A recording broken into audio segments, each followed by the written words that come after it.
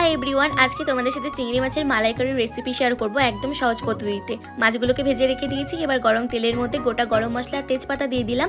তারপর এখানে পেঁয়াজ, আদা আর কাঁচা লঙ্কার একটা পেস্ট দিয়ে নিলাম। পেস্টের মধ্যে লবণ, হলুদ, জিরে গুঁড়ো, গোলমরিচের গুঁড়ো, ধনে গুঁড়ো আর সামান্য পরিমাণে চিনি দিয়ে মশলাটাকে ভালোভাবে কুক করে নেব।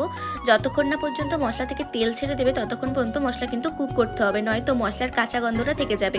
মশলা থেকে তেল বেরিয়ে এলে এর মধ্যে ভেজে রাখা চিংড়ি মাছগুলোকে দিয়ে ভালোভাবে কষিয়ে নিতে হবে। মাছগুলোকে এত ভালোভাবে কষাতে হবে যাতে প্রত্যেকটা মাছের গায়ে মশলাগুলো ভালোভাবে লেগে যায়। মাছগুলোকে ভালোভাবে কষানো হয়ে গেলে এর মধ্যে আগে থেকে বের করে রাখা নারকেলের দুধ ঢেলে দেবো। তারপর তোমাদের যদি একটু জল দেওয়ার প্রয়োজন মনে হয় তো একটু জল ঢেলে দিও। আমার প্রয়োজন হয়নি তাই আমি দিইনি। তারপর এটাকে ভালোভাবে ফুটিয়ে নেব যতক্ষণ না পর্যন্ত ঝোলটা বা গ্রেভিটা গা মাখা না হচ্ছে। নামানোর আগে সামান্য একটু গরম মশলা দিয়ে নামিয়ে নেব। গরম গরম ভাতের সাথে খেতে কিন্তু বেশ ভালোই লেগেছে।